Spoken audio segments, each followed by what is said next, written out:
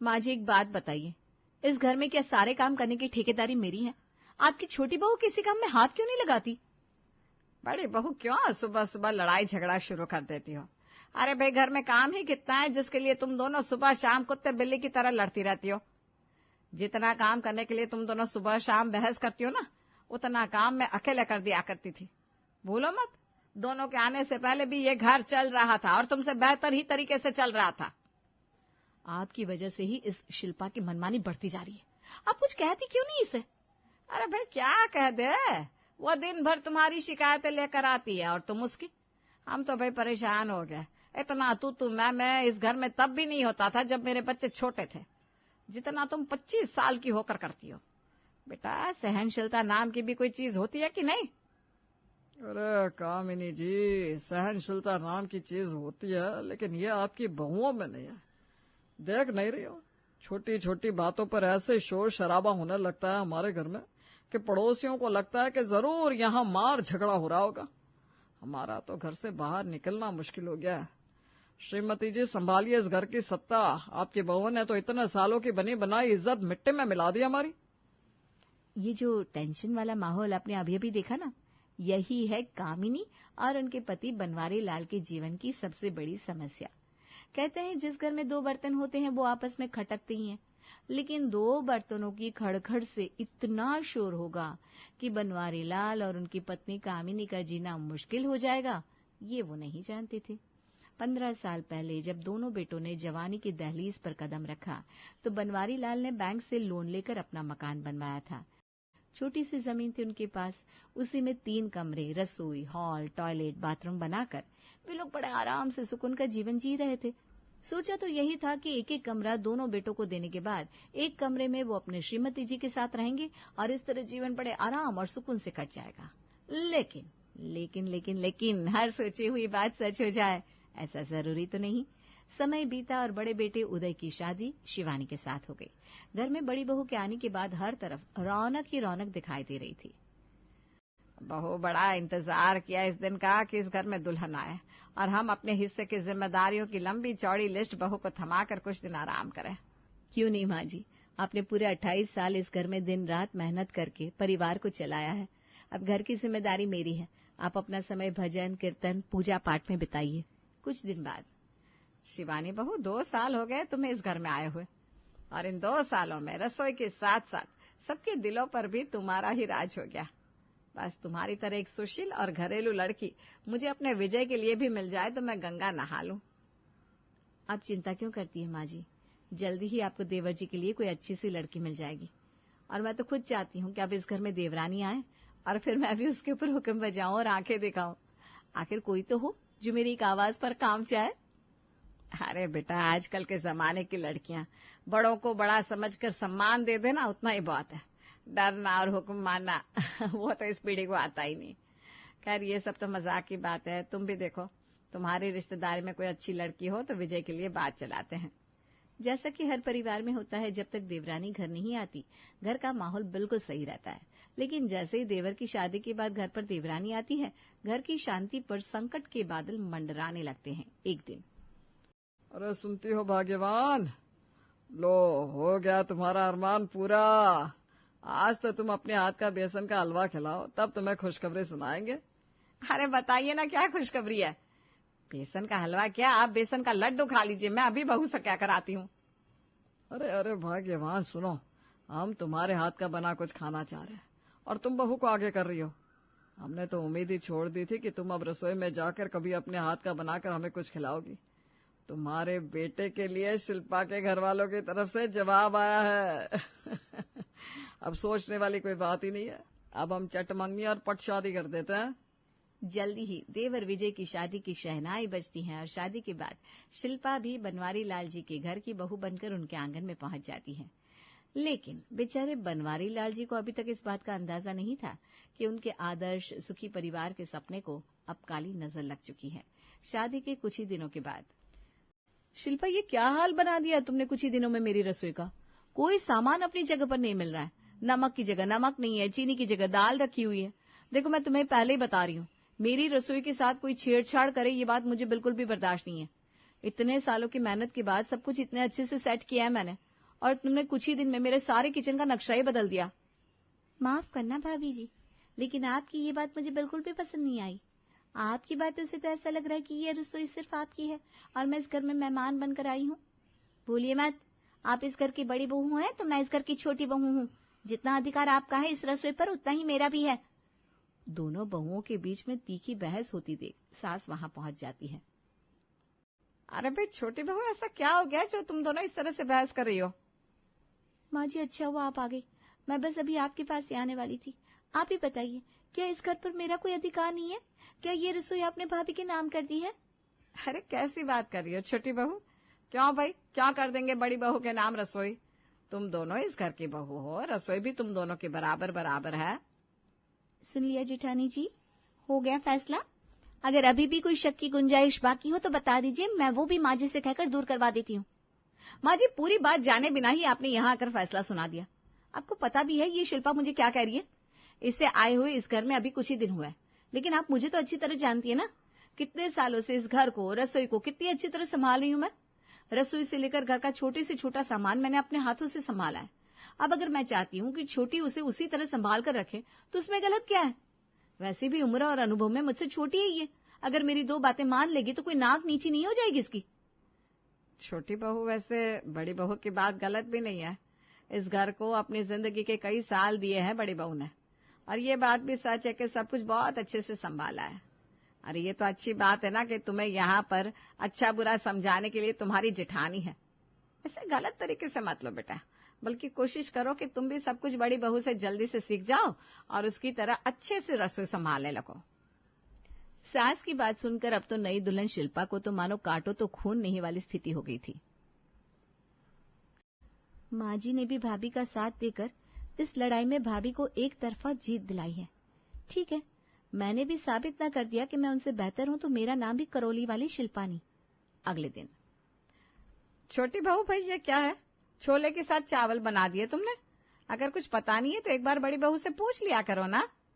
मैं समझी नहीं माँ जी। अरे बेटा, ये सिंपल चावल छोले के साथ यहाँ कोई पसंद नहीं करता।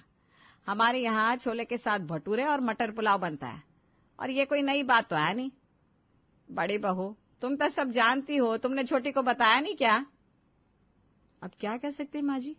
आपकी छोटी बहू अपने आगे किसी को कुछ समझे तब मैं बताऊं ना।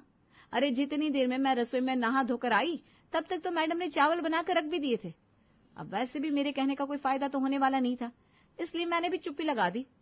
छोटी बहू देखो, इस घर के तौर तरीके सीखने में अभी तुम्हें समय लगेगा, और मैंने तुम्हें पहले भी समझाया था ना, घर में तुम्हारी जेठानी है, उसकी मदद ले लिया करो बेटा, उसमें बुराई क्या है? छोटी बहू अपना पलड़ा कमजोर होते देख तुरंत बात को संभालने की कोशिश करती है। माँ जी, आपसे किसने कहा कि मुझे आप लोगों की पसंद नहीं पता? वो तो मैं जानती हूँ, लेकिन वो क्या है ना, विजय का छोले चावल खाने का मन था। उन्होंने मुझसे कहा कि उन्हें पुलाव खाने की बिल्कुल भी इच्छा नहीं है। वो तो बस मन मारकर भाभी की वजह से आज तक खा रहे थे। मैंने ठीक कहा ना विजय? हाँ, ठीक कह रही हो। मेरा ही मन था प्लेन राइस खाने का। अच्छा जी, तो देवर जी, इतने सालों तक जो आपकी पसंद नापसंद का ख्याल रखा, आपके 100 काम निपटाए हैं, अब उसकी ये भलाई दे रहे हो आप कि पत्नी के सामने मेरी बुराइयां कर रहे हो? मेरी वजह से जबरदस्ती आपको आज तक मटर पुलाव खाना पड़ रहा है? देवर जी ने तो अपनी पसंद बता दी उदय, अब आप ऐसे ही पत्थर की मूर्ति बनकर टुकड़ टुकड़ देखते रहोगे या आप भी बताओगे सबको कि आपको क्या पसंद है? पत्नी की आंखों से बरसते शोले देखकर उदय को समझ में आ गया था कि उसे क्या जवाब देना है। बिल्कुल ठीक कह रही है शिवानी। किसी को खाना हो खाए, ना खाना हो तो ना खाए, अपनी बीवी से अलग बनवा ले। मुझे तो अपनी पत्नी के हाथ का मटर पुलाव ही पसंद है, इसलिए आगे से छोले के साथ सिर्फ मटर पुलाव ही बनेगा। भैया, आप क्यों बात को तोल दे रहे हैं? मैंने कहा ना, छोले के साथ प्लेन राइस अच्छे लगते हैं। अच्छा, आज से घर के नियम बदलने वाले हैं क्या? मैं कहती हूँ चुप करो तुम सबके सब। घर को जंग का मैदान बनाकर रख दिया है, खाना ना हुआ बवाल हो गया। छोटी बहू बड़ी बहू, कान खोल कर सुन लो। तुम दोनों की जिम्मेदारी है अपने अपने पति के पसंद के अनुसार खाना बनाया करो। मुझे डाइनिंग टेबल पर कोई चिक चिक नहीं चाहिए। जिसे मटर पुलाव खाना हो अपनी बीवी से बनवा ले, और जिसे प्लेन राइस खाने हो वो अपनी बीवी से। किसी का किसी पर कोई जोर नहीं है। बात समझ में आ गई? सास की बात सुनकर शिवानी और शिल्पा दोनों चुप हो जाती हैं और मुंह फुलाकर अपने अपने कमरे में चली जाती है। शाम के समय, बड़ी बहू, अपने हाथ की 1 कप गर्मा गर्म चाय तो पिला दो। और सुनो, उदय और विजय से भी फोन करके पूछ लो कितने बजे तक आएंगे। अगर पहुंचने ही वाले हो तो उनकी चाय भी चढ़ा देना। ठीक है माँ जी। सास की बात सुनकर छोटी बहू शिल्पा जल्दी से अपने पति को फोन मिलाती है। कितने बजे तक आएंगे आप? अरे अभी तो 6:30 बज रहे हैं, 1 घंटा और लग जाएगा। 1 घंटा नहीं, अगले 15 मिनट में घर पहुंच जाना, चाय बना रही हूँ। और हाँ, ध्यान से सुन लो, आपको सिर्फ और सिर्फ इलायची वाली चाय पसंद है। अरे तुम्हारा दिमाग तो खराब नहीं है? मुझे मसाला चाय पसंद है, जिसमें इलायची के साथ अदरक, काली मिर्च, लौंग, तुलसी सबका स्वाद हो। लगता है आपको अभी भी ढंग से समझ में नहीं आया। मैंने कह दिया आपको इलायची वाली चाय पसंद है, मतलब पसंद है। पत्नी की धमकी सुनकर विजय जल्दी से दुकान बंद करके घर की तरफ निकल जाता है।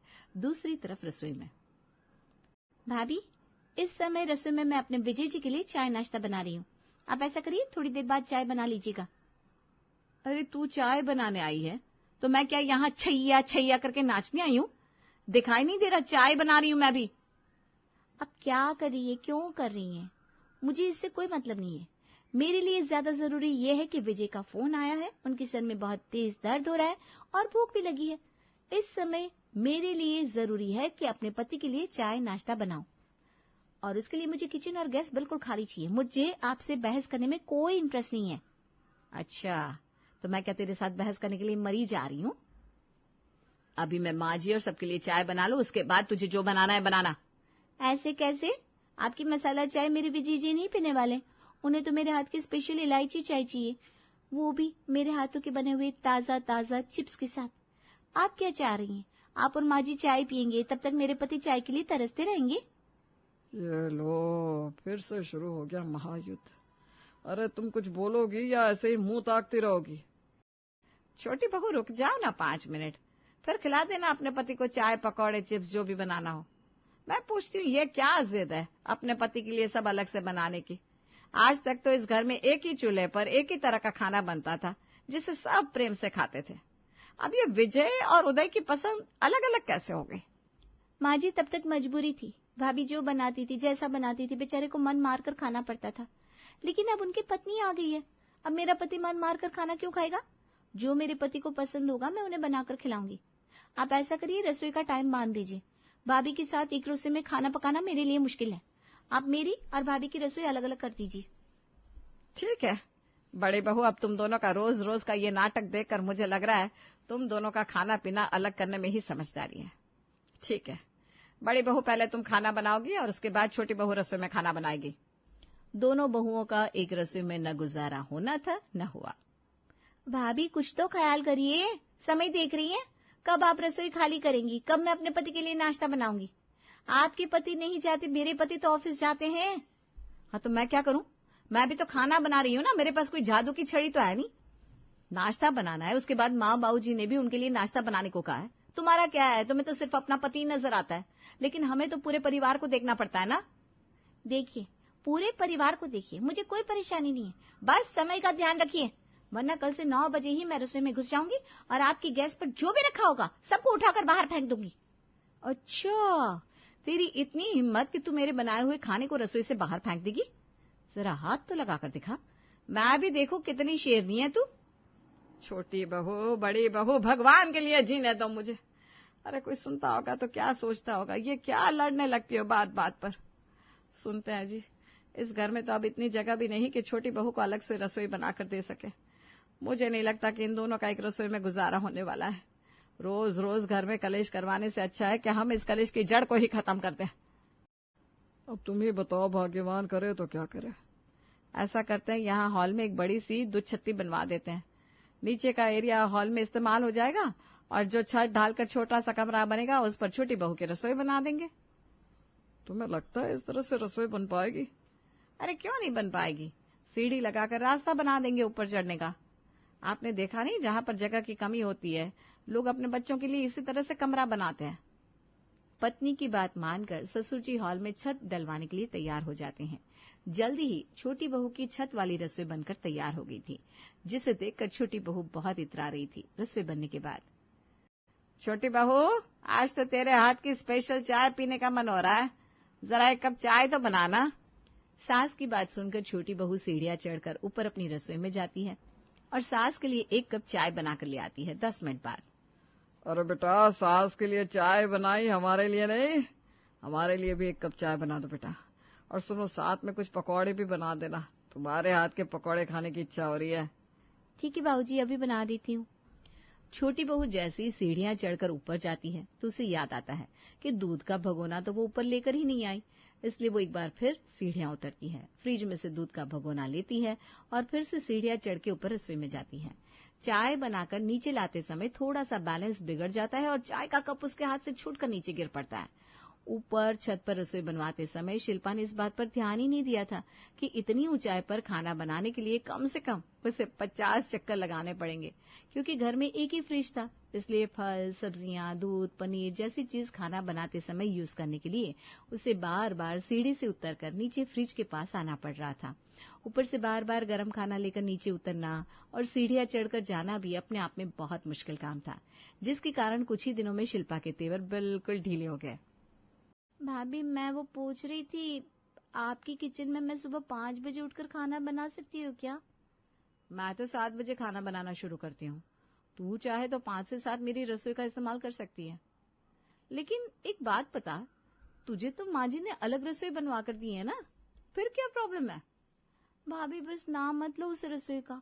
दिन भर में 100 चक्कर ऊपर नीचे लगाते लगाते मेरा तो सर बुरी तरह से चकरा गया है। आप प्लीज अपनी रसोई मेरे साथ शेयर कर लीजिए। मैं वादा करती हूँ आपको शिकायत का कोई मौका नहीं दूंगी।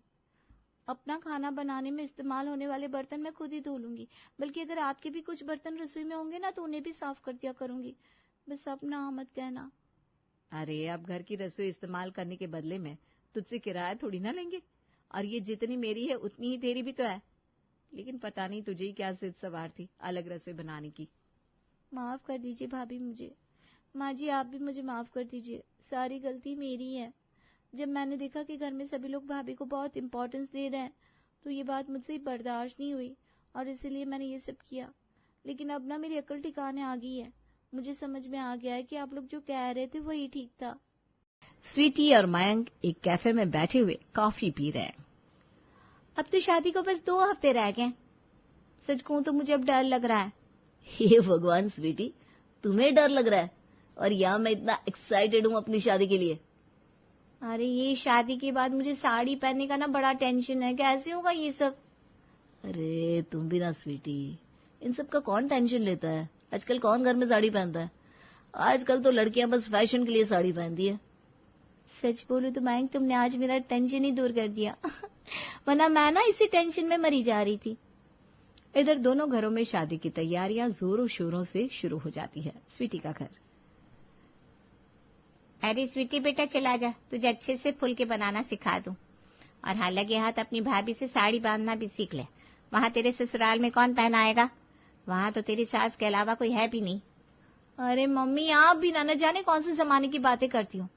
साड़ी वाड़ी अब कौन पहनता है? और फुलकी तो मेरी सास मुझे बनाकर खिलाएगी अब। चल पगली, अब तो बड़ी हो जा, अगले हफ्ते ही तेरी शादी है यस मम्मा। मयंक का घर। देख मयंक, ये साड़ी कैसी लग रही है स्वीटी के लिए? अच्छी है माँ, आखिर आपकी पसंद है फिर, चाहे साड़ी हो या बहू की अच्छा, हाय मेरा मयंक कितना बड़ा हो गया। समय भी देखते ही देखते बीत जाता है। ऐसा लगता है तुम कल ही तो मेरी गोद में आए थे और आज हम तुम्हारी शादी की तैयारी कर रहे हैं। अरे भाई, क्या बातें चल रही है माँ बेटे में? कुछ नहीं, बस ये सारी शॉपिंग मयंक को दिखा रही थी, बहू के लिए जो लेकर आई हूँ ना। अच्छा, मतलब सास दिल खोल कर शॉपिंग कर रही है बहू के लिए? अब ये कि तो बहू आने वाली है मेरी, उसके लिए भी नहीं करूंगी तो किसके लिए करूंगी मैं? मेरे लिए मम्मी, आखिर मैं भी तो तुम्हारी इकलौती बेटी हूँ। प्रिया की ये बात सुनकर सब जोर जोर से हंसने लगते हैं। देखते ही देखते हफ्ता भी बीत जाता है और शादी का दिन आ जाता है। बड़े ही जोरों शोरों से दोनों के घर में पूरे रस्मों रिवाज निभाए जाते हैं और आखिरकार विदा होकर स्वीटी अपने पति मयंक के साथ अपने ससुराल आ जाती है। भाभी, कैसा लग रहा है आपको हमारा घर? हाँ, ठीक ही लग रहा है दीदी, और कुछ तो नहीं पता, लेकिन मुझे गर्मी बड़े जोर की लग रही है। अच्छा रुको भाभी, मैं आपके लिए ना अभी फटाफट से बढ़िया नींबू पानी लेकर आती हूँ, उससे आपको बहुत राहत मिलेगी। इतना कहकर प्रिया वहां से चली जाती है। अरे अब इसको कौन समझाए कि मुझे गर्मी इन कपड़ों में लग रही है। जो इतनी भारी भरकम से साड़ी पहना रखी इन लोगों ने। जब तक प्रिया स्वीटी के लिए नींबू पानी लेकर आती है। लीजिए भाभी, ये पीजिए। थैंक यू दीदी। अच्छा दीदी, आपकी शादी को कितना टाइम हो गया? मेरी शादी को 4 साल हो गए भाभी। फिर भी आपको ये सब पहनने का इतना शौक है? अब ये गहने और ये साड़ी तो हर लड़की का शौक होता है। लेकिन आप ऐसे क्यों पूछ रहे हो भाभी, कुछ हुआ है क्या? दीदी, मुझसे ना इतनी भारी साड़ी पहनी नहीं जा रही, इसीलिए पूछा मैंने। ओह अच्छा, कोई बात नहीं भाभी, आपकी अभी 1-2 रस्में होनी है, उसके बाद मैं आपको चेंज करा दूंगी। थोड़ी देर बाद जैसी सारी रस्में खत्म होती है, वैसे ही प्रिया अपनी भाभी को सूट पहना देती है। अब ठीक है भाभी? तब तक कमरे में सावित्री जी आ जाती हैं। अरे वाह, ये तूने ठीक किया बेटा, सही है, बहू को चेंज करा दिया। बेचारी थक गई होगी कल से इन भारी भारी कपड़े पहनकर। लो चलो, अब ये खा लो, तुम दोनों भूखे ही होंगे। अच्छा बहू, कल तेरी पहली रसोई है, तो तू क्या बनाएगी खाने में? वो मम्मी जी। चलो कोई बात नहीं, मैं समझ गई, मैं और प्रिया मिलकर बना लेंगे, तुम बस हाथ लगा देना। हाँ भाभी, ये ठीक है, शगुन भी हो जाएगा और रस्म भी हो जाएगी, बाकी धीरे धीरे सब सीख जाओगी आप। अरे ननद जी, सीखना किसे है, मैं तो बस ऐसे ही हाथ लगाने में भरोसा रखती हूँ। 2 दिन बाद सावित्री जी की पड़ोसन निर्मला और शांति उनसे मिलने आती है। स्वीटी ने लोअर टी शर्ट पहन रखा है और वो आराम से बाहर सोफे पर बैठकर तरबूज खा रही है। बेटा, सावित्री जी कहाँ हैं? उनके घर में अभी नई नई शादी हुई है, हम उनकी बहू से मिलने आए हैं। मैं हूँ नई बहू। बताइए आंटी जी, क्या कहना है आपको मुझसे? अब निर्मला और शांति दोनों ही स्वीटी को ऊपर से नीचे 4 बार देखती हैं। क्या हुआ, आप दोनों ने कभी लड़की नहीं देखी है क्या? लड़की तो बहुत देखी है, लेकिन तुम्हारे जैसे नहीं देखी बेटा। अभी तो शादी को 2 ही दिन बीते हैं ना। तब तक सावित्री जी भी आ जाती हैं। स्वीटी को ऐसे कपड़े पहने देखकर वो भी चौंक जाती है, लेकिन वो मौके की नजाकत को देखते हुए कुछ भी नहीं कहती। अरे स्वीटी बेटा, आओ आओ, अंदर आओ, अंदर आओ। सावित्री तो कुछ ज्यादा ही मॉडर्न हो गई है, अभी तो बहू को आए ठीक से 4 दिन भी नहीं हुए और उसका पहनावा देखो। अरे कोई बात नहीं, बच्चे हैं आजकल के। उससे साड़ी नहीं पहनी जा रही थी तो मैंने ही बोल दिया। अरे तो क्या ये लोअर टी शर्ट के लिए बोल दिया था? तरीके से सूट भी तो पहन सकती थी। अपनी सास की ये बातें स्वीटी गेट के पीछे छिपकर सुन रही थी और खुश हो रही थी। ये काम तो एकदम बढ़िया रहा, अब तो सास भी मेरी ही साइड ले रही है, मैं तो खामखा डर रही थी। अच्छा छोड़ो, तुम लोग भी क्या बेकार की बातें लेकर बैठ गई। और बताओ, शादी में क्यों नहीं आई? अरे सावित्री, उसी दिन भांजी की शादी थी दिल्ली, तुझे बताया तो था कि भात भरने जाना है। अब वहां जाए बिना तो काम नहीं चलता ना।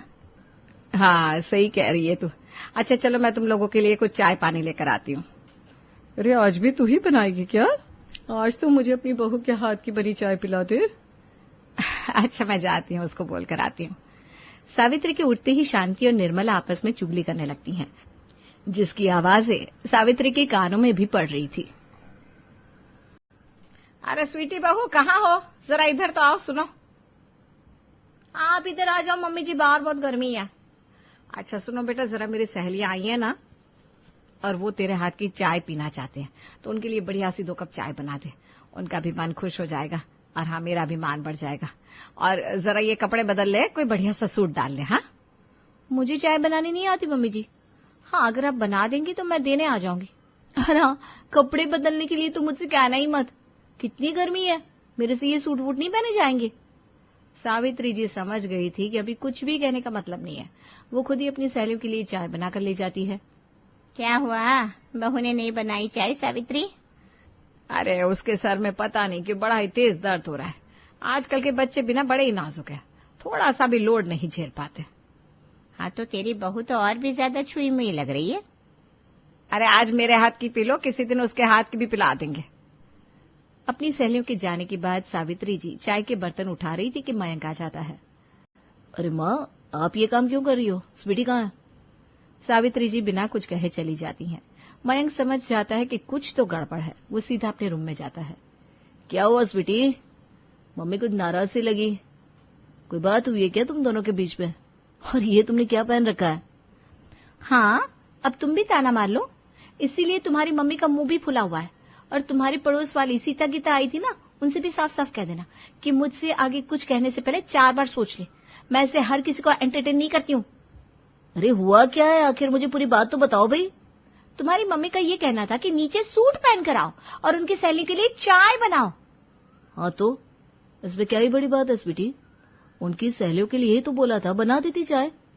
देखो मैंने ये बात तुमसे शादी से पहले ही साफ कर ली थी कि मुझसे घर में ये साड़ी नहीं पहनी जाएगी, लेकिन अब तो तुम मेरे ऊपर ही चढ़ रहे हो। Sweety cool down cool down. देखो सुनो, साड़ी के लिए तो अभी भी मैं तुम्हें फोर्स नहीं कर रहा हूँ। अब हमारी नई नई शादी हुई है तो सूट तो अच्छा लगता है ना। नहीं, आज ही कह दे रही हूँ, मुझसे कोई भी उम्मीद मत रखना। और हाँ, अगर हमारी वाइब्स मैच नहीं हो रही ना तो मैं आज ही अपने मायके चली जाती हूँ। अरे स्वीटी तुम भी ना बात को इतना मत बढ़ाओ, मैं अभी मम्मी से बात करता हूँ। मयंक के जाते ही स्वीटी जोर जोर से ताली बजाकर हंसने लगती है। मेरा नाम है स्वीटी, बजा देती हूँ अच्छे अच्छों की सीटी। हल्की में मत लेना मुझे क्योंकि मैं हूँ बहुत ही तीखी तीखी। मयंक अपनी माँ सावित्री जी के पास जाता है। क्या हुआ माँ, इधर तुम भी नाराज हो, उधर स्वीटी भी ठीक से बात नहीं कर रही है। अब तू ही बता बेटा कि अभी शादी को ठीक से 4 दिन नहीं हुए और ऐसे कपड़े कौन पहनता है भला। ऊपर से मेरी सहेलियां आई तो उनके सामने भी वो ऐसी आ गई, अभी वो पूरे मोहल्ले को जाकर बताएंगी, अच्छा लगेगा क्या सुनने में। तभी वहां स्वीटी आकर खड़ी हो जाती है। अच्छा मम्मी जी, मेरे पर जोर नहीं चला तो अब आप मेरे पति को भड़का रही हैं। बेटा मैंने तेरे ऊपर कब जोर चलाया, पहले ही दिन से तुझे अपनी बेटी से ज्यादा प्यार दिया, लेकिन तुम्हारी ऐसी हरकत कि तुमसे 2 कप चाय भी नहीं बनाई जा रही है। स्वीटी बिना कुछ कहे वहां से मुंह बनाकर चली जाती है। अगले दिन स्वीटी सुबह सुबह नहा धोकर अपने रूम में तैयार हो रही थी। स्वीटी आज बढ़िया सी साड़ी पहन लो ना, मुझे तो बड़ा ही एक्साइटमेंट था कि मेरी बीवी ऐसे सच सवर के रहा करेगी। पहन लो ना, माँ भी खुश हो जाएगी, चाहो तो 1 घंटे के लिए। स्वीटी मयंक की किसी भी बात का जवाब नहीं देती, बस खुद ही बैठे बैठे ड्रेसिंग के सामने रेडी होती रहती है। थोड़ी देर में वो उठकर आती है। इन कपड़ों में क्या परेशानी लग रही है आपको? सिंपल सा टॉप है, जींस है। अब मैं शॉपिंग करने कोई साड़ी पहनकर तो जाऊंगी नहीं ना मेरे जानू। चलो लाओ जल्दी से मुझे 10,000 रुपए दे दो, मुझे अपनी फ्रेंड के साथ शॉपिंग पर जाना है। अरे कल तक कम से कम तुम हाथों में चूड़ा और मांग में सिंदूर भरे थी, बिंदी लगाई थी, आज वो भी गायब है। क्या यार स्वीटी, तुम मुझे ऐसे बिल्कुल भी अच्छी नहीं लग रही हो। अभी मम्मी देखेंगे ना तो और नाराज होंगी।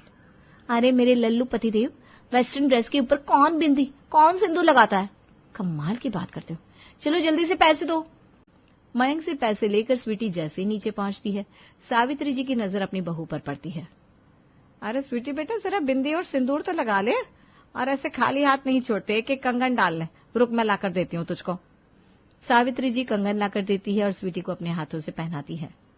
Mummy you so conservative. Shopping करने जा रही हूँ, रात तक आ जाऊंगी। कुछ खाती तो जा बेटा, मैंने तेरे लिए खाना बनाया है, देख मटर पनीर, रायता, नान।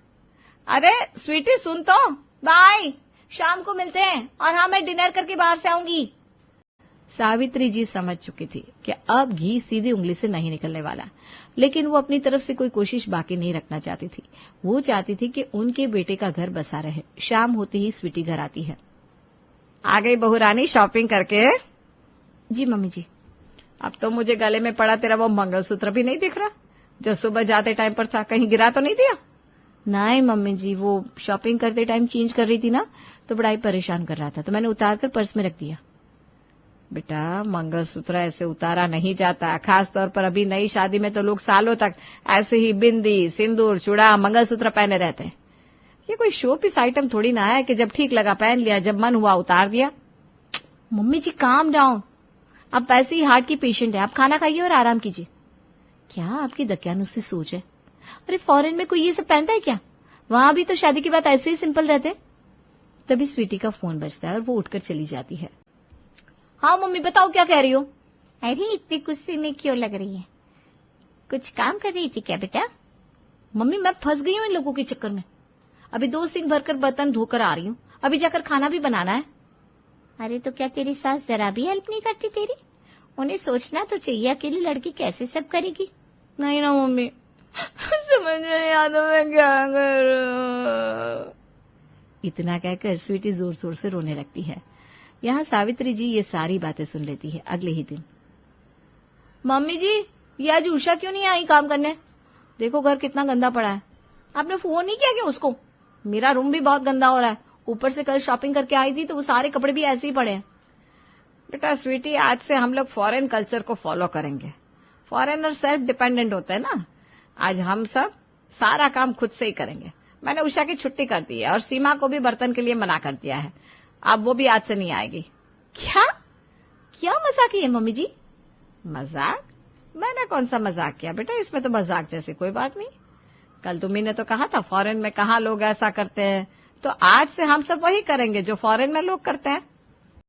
अब इधर स्वीटी के अपने रूम की साफ सफाई करते करते 4 दिन में ही हालत खराब हुई। ऊपर से अब सावित्री जी सिर्फ अपने लायक खाना बनाती थी। मयंक ने भी अब स्वीटी से बात करना बंद कर दिया था। पूरे दिन जोमेटो स्विगी करते करते स्वीटी का 4 दिन में ही पेट दर्द होने लगा। अरे आज तो बिल्कुल उठा नहीं जा रहा, मेरे पेट में बहुत दर्द हो रहा है। आज तो मैं सिर्फ दाल रोटी खाऊंगी। उठकर किचन में जाती है तो देखती है बर्तनों का पहाड़ उसका इंतजार कर रहा था, जिसे देखते ही स्वीटी भाग जाती है। बाप रे बाप, क्या करूं, ऊपर से इतनी गर्मी हो रही है। शाम को जैसे ही मयंक घर आता है, स्वीटी उससे झगड़ने लगती है। क्या है मयंक, तुम मेरी तरफ ध्यान ही नहीं देते हो, ना ही मुझसे बात करते हो। तुमसे मैं क्या बात करूं, तुमको तो सिर्फ अपने मन की करनी है। मैंने तुम्हें कितनी बार प्यार से समझाया, लेकिन तो मैंने कौन सा गुनाह कर दिया? अब अपने मन का पहनू भी ना, घूमू फिरू भी ना, मतलब बस तुम्हारे और तुम्हारी मम्मी की गुलामी करो तो मैं बढ़िया हूं, है ना? स्वीटी, रिश्ते खरीदे नहीं, रिश्ते कमाए जाते हैं, वो भी तब जब उनको दिल से निभाया जाए। ठीक है, अपना ज्ञान अपने पास रखो। देखो, रूम में एसी लगवा दो, मैं अब इस गर्मी में नहीं रह सकती।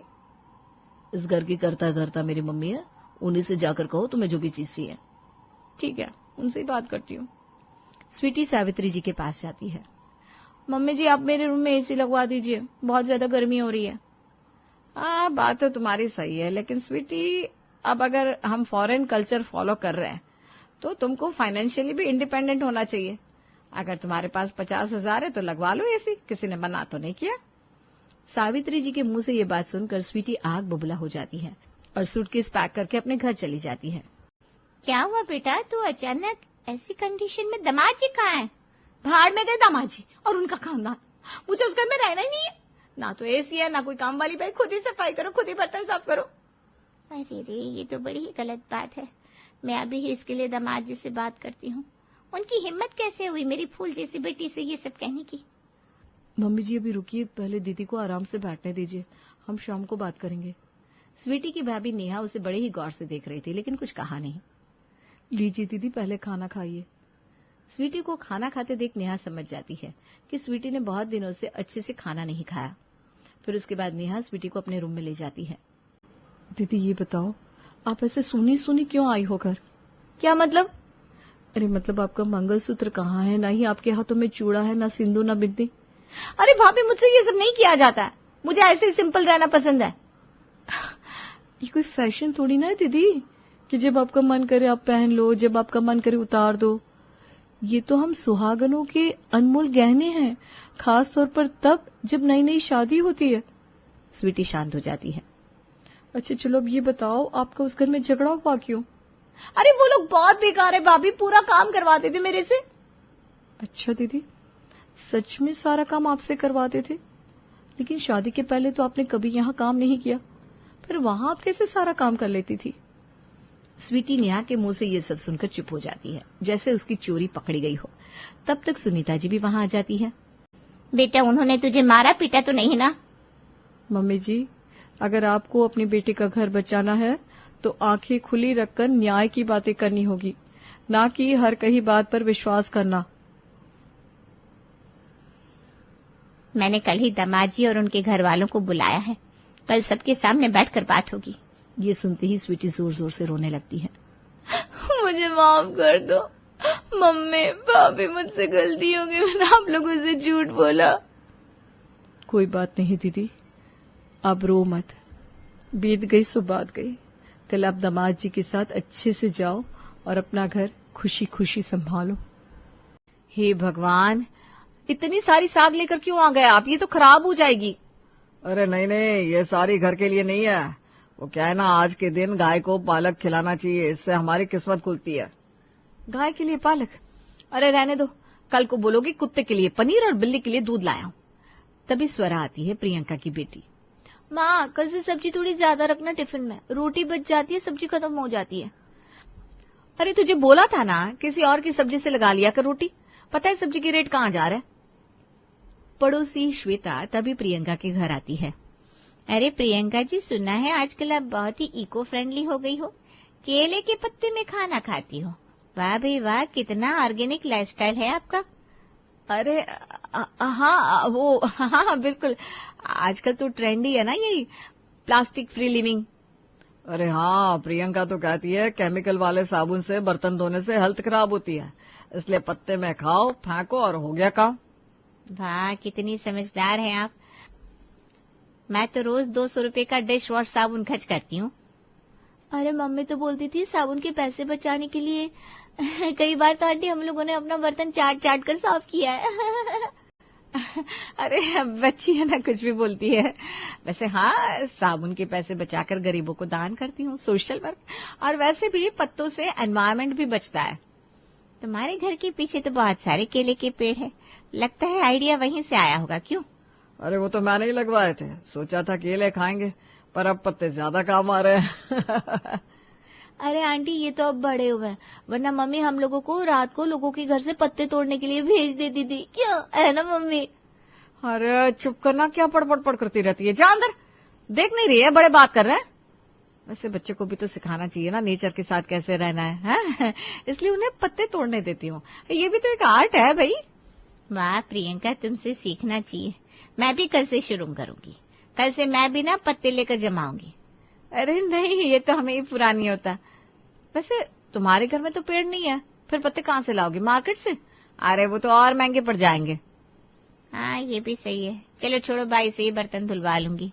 श्वेता चली जाती है, प्रियंका राम को घूरती है। देखा, तुम्हारी वजह से क्या क्या बोलना पड़ा। इको फ्रेंडली, सोशल वर्क, अब पूरा मोहल्ला समझेगा मैं महात्मा गांधी की परपोती हूँ। एक रोज प्रियंका किचन में प्याज काट रही थी, तभी अरे ये क्या कर रही हो? प्याज की ऊपर वाली सूखी परत भी बचा रही हो क्या? हाँ तो इसमें भी न्यूट्रिशन होता है, वेस्ट नहीं करना चाहिए। मम्मी, स्कूल में सब बच्चे कहते हैं उनके घर में हफ्ते में 2 किलो प्याज खत्म हो जाता है, और हमारे घर में आधा किलो पूरे महीने चलता है बेटा, क्योंकि मम्मी जीनियस है। जीनियस या कंजूस? सुनो जी, मैं प्याज का लेयर बाय लेयर यूज करती हूँ। एक दिन बाहर की परत, दूसरे दिन अंदर की, फिर बीच वाली, कुछ वेस्ट नहीं होता। अरे पर बाहर की परत तो कागज जैसी होती है। इसीलिए तो उसे बारीक काट कर तड़के में डालती हूँ, क्रंची टेक्सचर आ जाता है खाने में। मम्मी, कल की सब्जी में वो भूरे रंग के टुकड़े थे, वही ना? हाँ तो प्याज का कोई भी हिस्सा फेंकना नहीं चाहिए।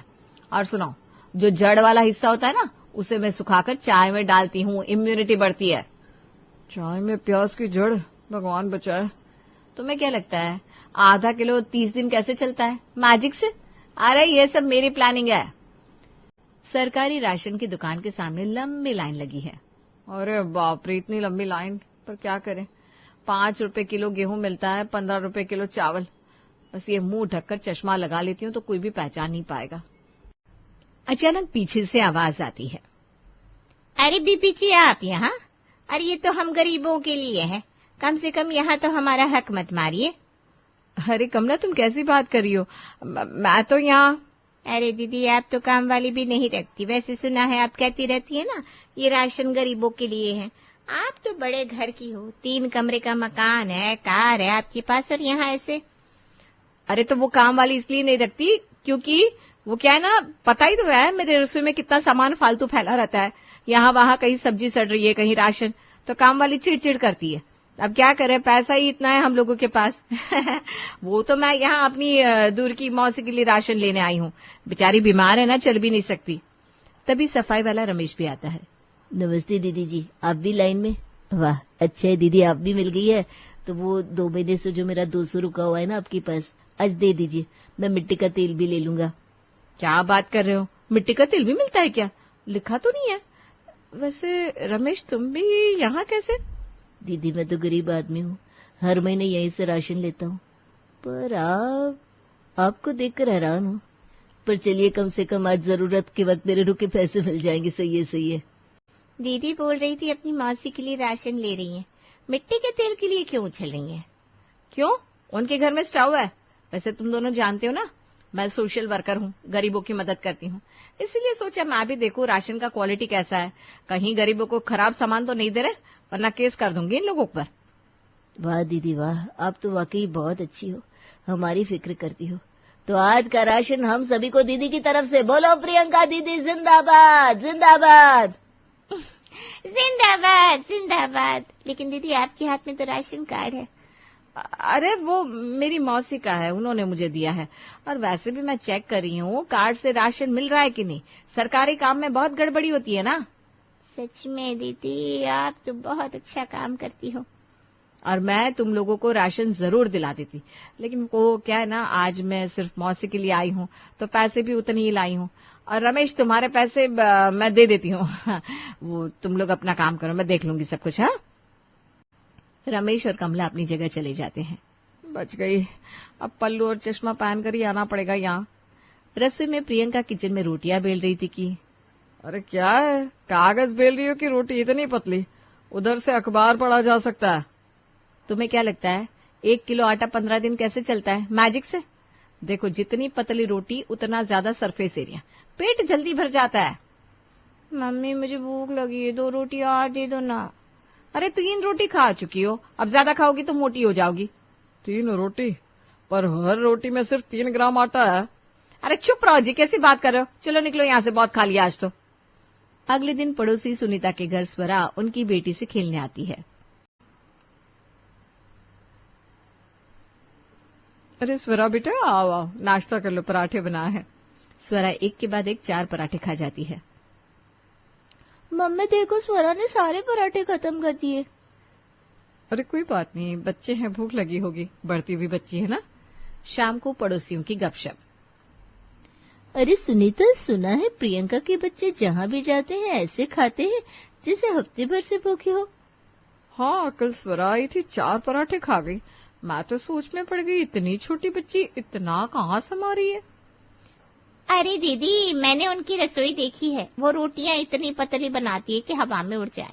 आटा बचाने के चक्कर में बच्चों को भूखा मार रही है, और पता है राशन कहाँ से लाती है। खैर छोड़िए।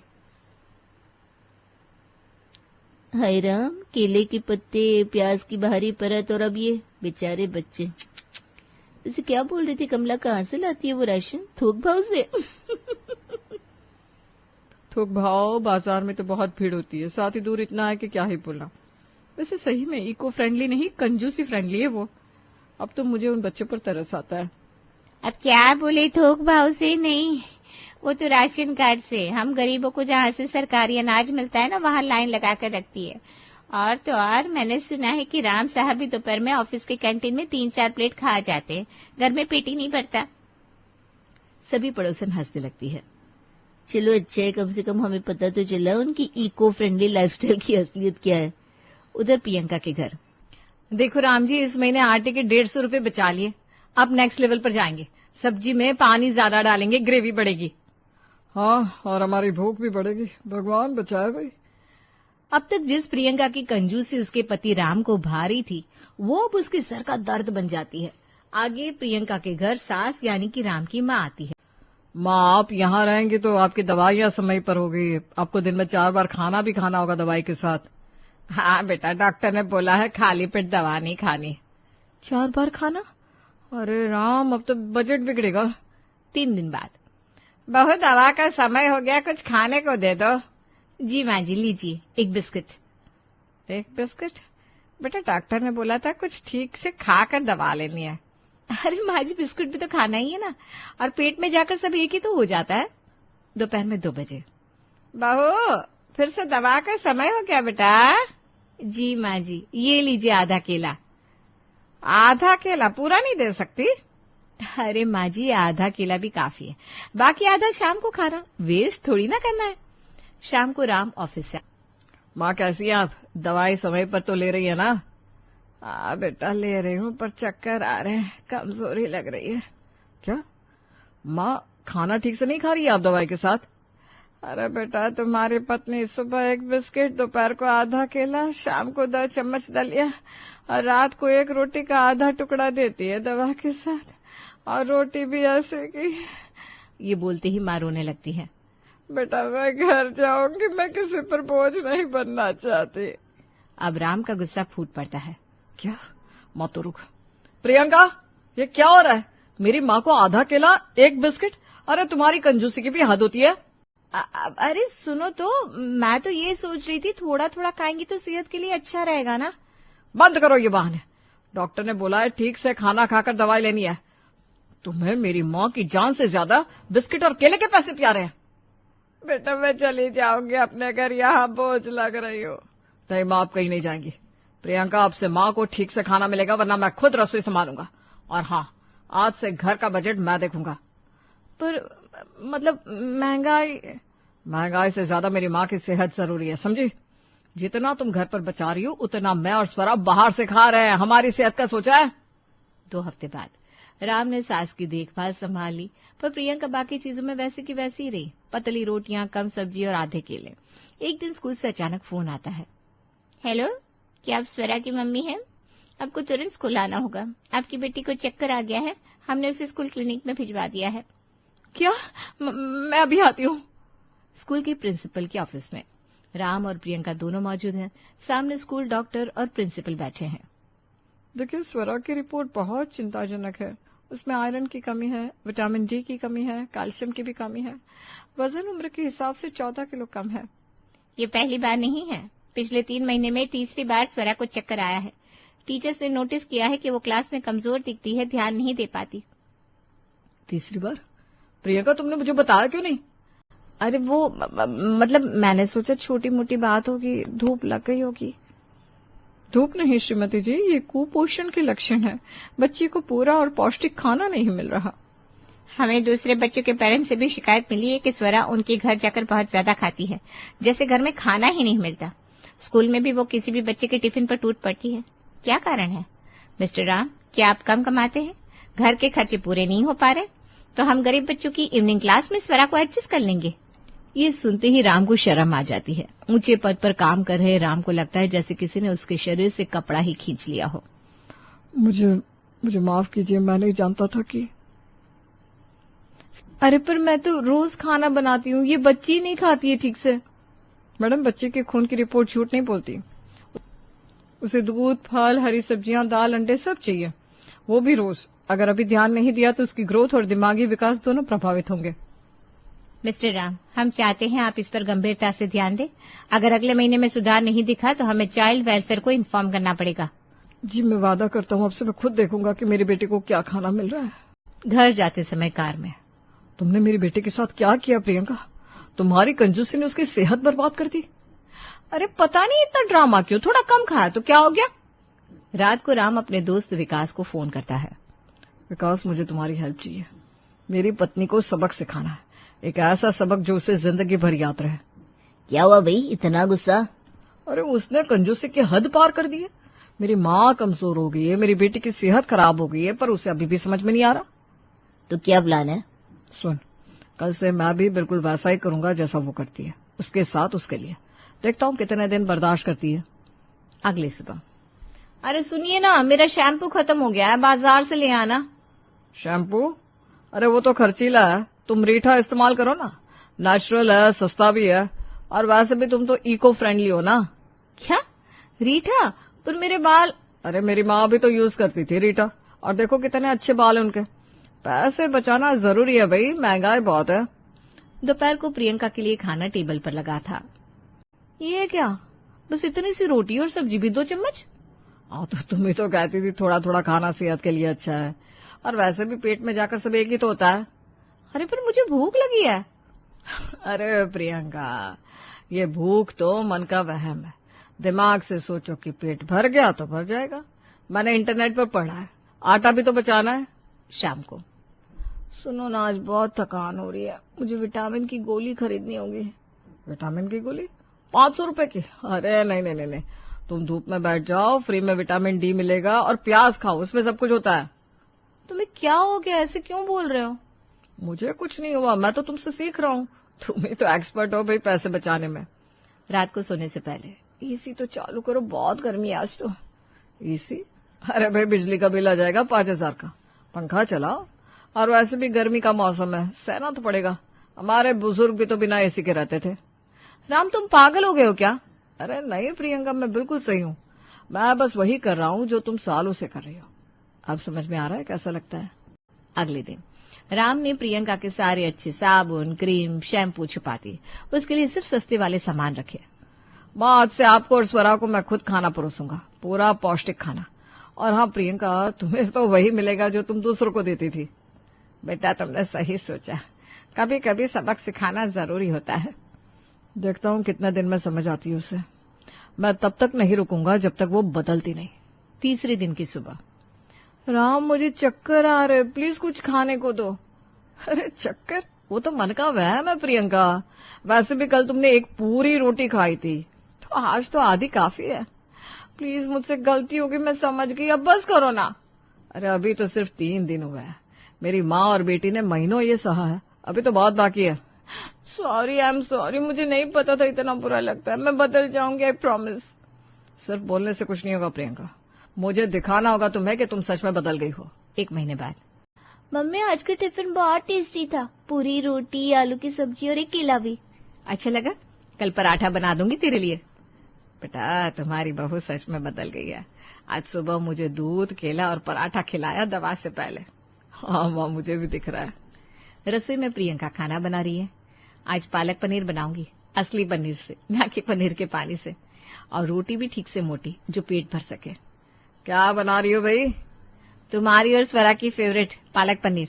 और हाँ, मैंने बाजार से फल भी लिए, सेब, केले, संतरे, स्वरा के लिए। प्रियंका, मुझे पता है तुम्हें मुश्किल हो रही होगी, पैसे ज्यादा खर्च हो रहा है। नहीं राम, मुश्किल नहीं, शर्म हो रही है। मैंने तुम्हारी माँ को, अपनी बेटी को भूखा रखा, पैसे बचाने के चक्कर में उनकी सेहत से खिला। मैं कितनी बुरी माँ और बहू थी। पर अब नहीं हो। देखो अब स्वरा का वजन बढ़ रहा है, माँ की रिपोर्ट भी बेहतर आई है और तुम्हें देखकर खुशी होती है। शाम को पड़ोसी श्वेता आती है। अरे प्रियंका, स्वरा तो बिल्कुल बदल गई है। आज मेरे घर आई थी, एक पराठा खाकर बोली आंटी पेट भर गया। पहले तो 4-5 खा जाती थी। हाँ श्वेता, अब घर में अच्छे से खाना मिलता है उसे। मैंने अपनी गलतियां सुधार ली। और अब हम केले के पत्ते में नहीं, असली बर्तन में खाते हैं, साबुन से धोकर। सभी हंसने लगते हैं। पता है, मुझे लगता था पैसे बचाना ही सब कुछ है, पर परिवार की सेहत और खुशी वो किसी पैसे से नहीं खरीदी जा सकती।